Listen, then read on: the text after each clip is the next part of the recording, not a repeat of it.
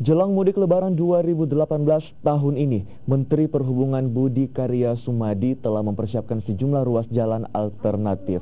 Selain itu, Menteri Perhubungan juga meminta kepada pihak kepolisian untuk mengawal arus mudik tahun ini.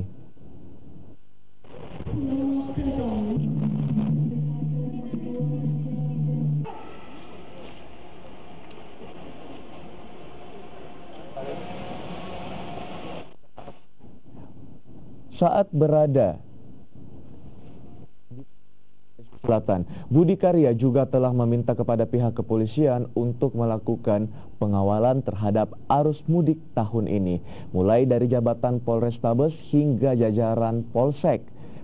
Terkait sejumlah ruas jalan yang mengalami kerusakan dan berlubang, Budi Karya juga telah berkoordinasi dengan Kementerian Pekerjaan Umum untuk memperbaiki ruas jalan yang rusak dan langsung memperbaiki hal tersebut. Koordinasi dengan stakeholder semuanya, kami sudah merencanakan jalan-jalan yang akan dilakukan dan juga kami juga sudah menugaskan kepada polisi atau meminta kepada polisi untuk mempersiapkan komando-komando di Kapolres untuk melakukan komando angkutan mudik tersebut.